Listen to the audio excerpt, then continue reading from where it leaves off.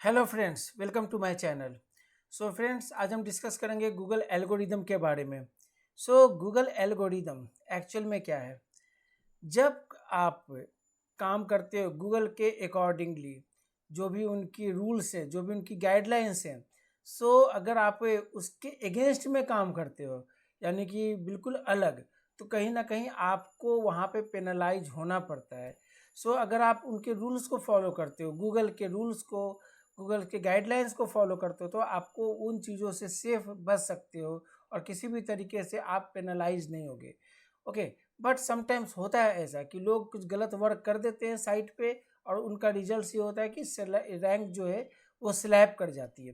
फिर आज इसी दो एल्गोरिदम, जो सबसे पहले जो एल्गोरिदम आई थी उस समय, तो कहने का मतलब है कि जिसका नाम है गूगल पांडा। आज हम डिस्कस करेंगे गूगल पांडा के बारे में।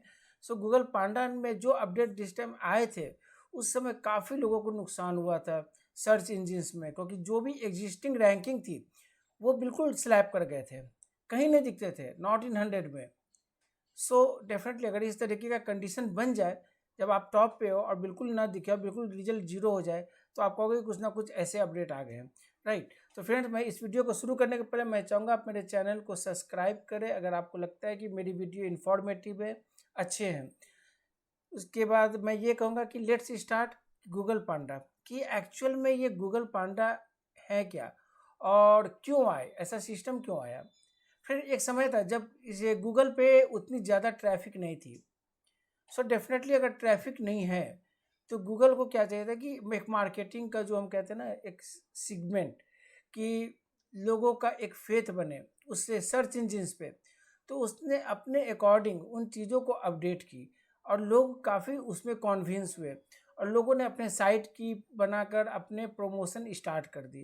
डैट द सिस्टम क्या थे कि आपने कुछ भी कंटेंट लिखा और आपकी साइट टॉप पे, आपने कंटेंट के अंदर कुछ भी स्टफिंग कर दी, यानी कि रिपीटेशन ऑफ द कीवर्ड्स कर दी, या मेटा टैग्स के अंदर repetition of the keywords, descriptions के अंदर लगा दिए, आपने कंटेंट हाइड करके लगा दी, तो उस समय क्या होता था कि उस बेस पे रैंक आ जाते थे।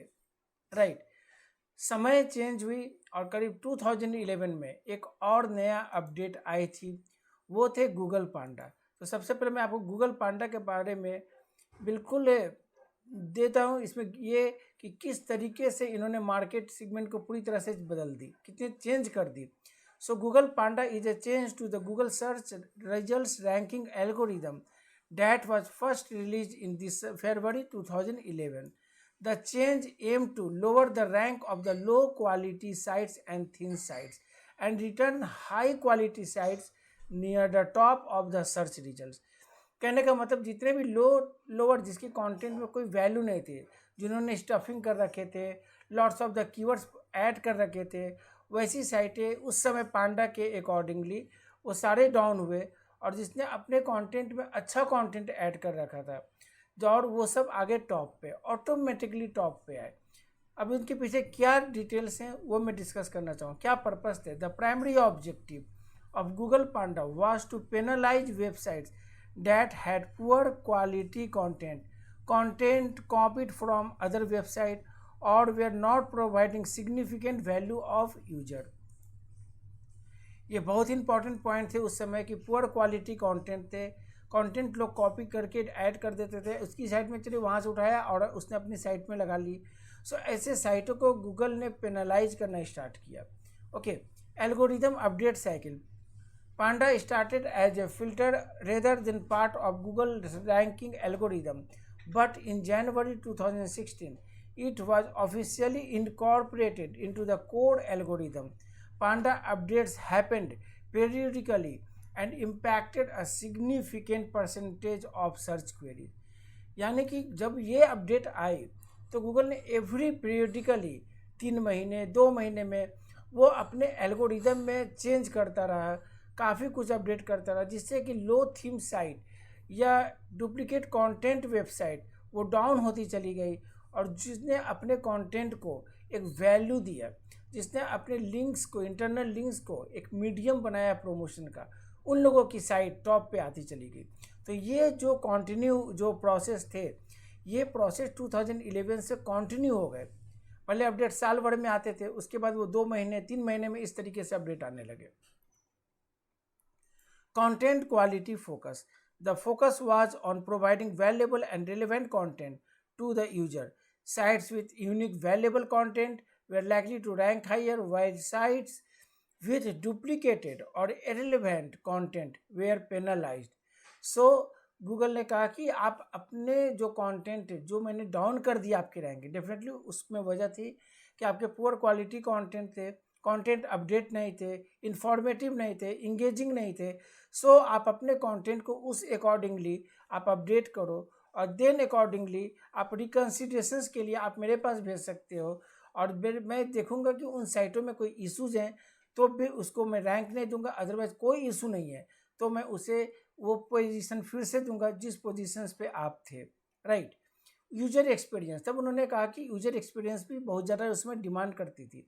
उस समय आगे एक नई टेक्नोलॉजी यूजर एक्सपीरियंस, कहने का क्या मतलब है, other factors that Panda considered included the user experience such as the site design, usability, loading speed. Site offering a poor user experience could also be impacted negatively.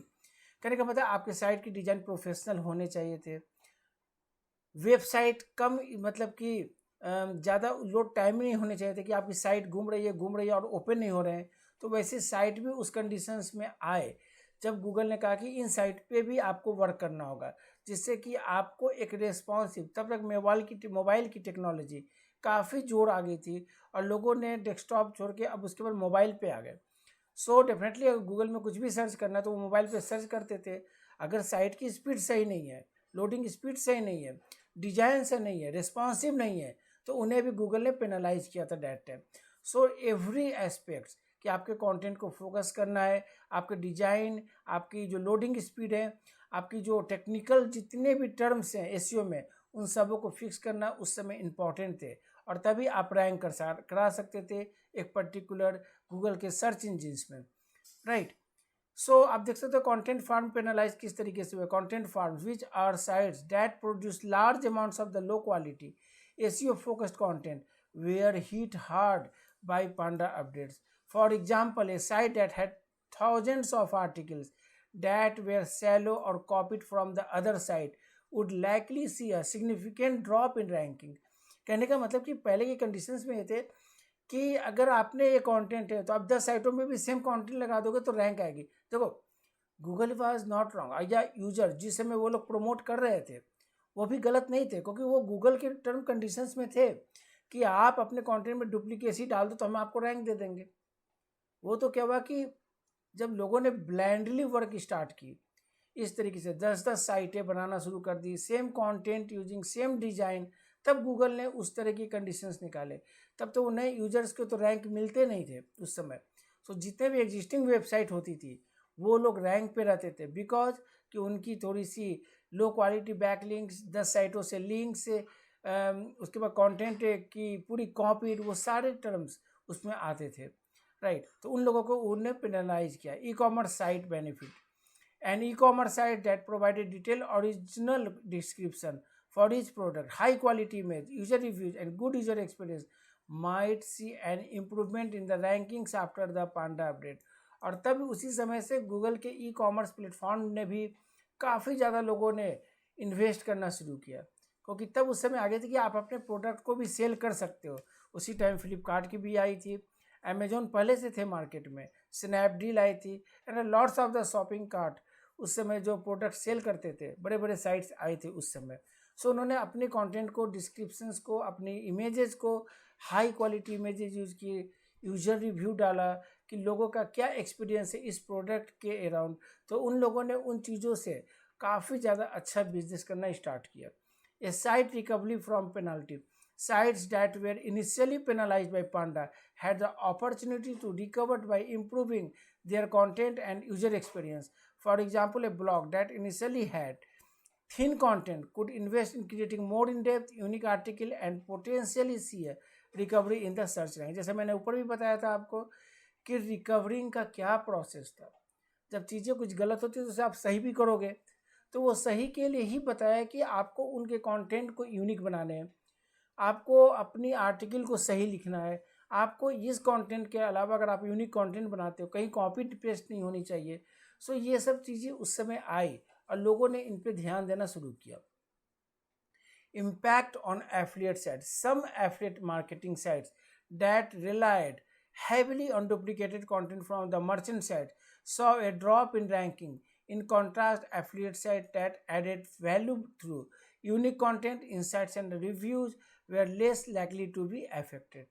कहने का मतलब उस समय यार कोई भी इंडस्ट्री थी, ट्रैवल हो, रियल इस्टेट हो, आईटी, डिजिटल, एनीवन, सब लोगों ने पेनलाइज में, मतलब कि उस समय स्थिति ऐसी आई थी कि lots of the millions of the sites ख़त्म हो गई थी और नई तरह से जिसने अपने कंटेंट को समझा कि कुछ अच्छा करना है, कुछ यूनिक करना है, वो लोग ऊपर आए। Conclusion, Google Panda was an the essential update focusing on quality and user experience. It led to a more content-driven approach to SEO, where the focus shifted from simply optimizing for search engines to creating high-quality content that is valuable to users. As a result, websites with thin or poor quality content saw decreases in their rankings, while sites with robust unique content enjoyed improved position in the search result. कहने का मतलब कि अब आपको अपने content को बिल्कुल unique रखना है, किसी भी तरीके से आपकी साइट को मोबाइल फ्रेंडली रिस्पॉन्सिव रखनी है, साइट आपकी इमीडिएट ओपन हो जानी चाहिए, लोडिंग स्पीड पे वर्क करना है, कुछ टेक्निकल टर्म्स हैं एसईओ में उस पर वर्क करना है। तो इन सब टिप्स पे ऑन पेज की जो एक्टिविटी है, कंटेंट से लेकर टेक्निकल एसईओ, ये सारे पे आपको वो चीज़ें फिक्स करनी है। देन अकॉर्डिंगली जो गूगल के गाइडलाइंस है, डेफिनेटली उसको आप स्टडी करना, क्योंकि उसमें बहुत चीज़ें लिखी गई है जो आप उसको फॉलो करके अपनी प्रमोशंस, अपनी जो साइट की जो एक्टिविटीज़ है, जो आपकी साइट की ऑन पेज एक्टिविटीज़ है, ऑफ पेज है, एवरीथिंग यू कैन वहाँ पे आप करेक्शन कर सकते हो। तो इसकी गाइडलाइंस का जो है, जो डेटा है, वो मैं आपको डिस्क्रिप्शन बॉक्स के नीचे दे दूँगा। बट मेरा ये श्योर था कि आपको इस कोर्स में बताना बहुत ज़रूरी था कि एक्चुअल में कभी ना कभी लोगों के माइंड में आते हैं कि अगर मैं कुछ डुप्लीकेट ही साइट है, 10 साइटें हैं और मैंने उस सारे कंटेंट एक जैसे कर दिए तो उसका क्या इम्पैक्ट पड़ेगा। तो वो वर्क नहीं करनी है, आपको कंटेंट की क्वालिटी को मेंटेन रखना है, आपकी कंटेंट कहीं से कॉपी नहीं होने चाहिए, वैल्यूएबल कंटेंट रखो, यूजर इंगेजिंग कंटेंट रखो। देन आप कभी भी इस तरह के एल्गोरिदम कितना भी अपडेट आएंगे, आपकी साइट में कोई इशू नहीं आएंगे। तो फ्रेंड्स, अगर आपको लगता है कि मेरी वीडियोज़ आपको पसंद आई है तो डेफिनेटली मेरे चैनल को सब्सक्राइब करें, लाइक करें और हमेशा की तरह कमेंट्स जरूर करें। तब तक के लिए गुड डे।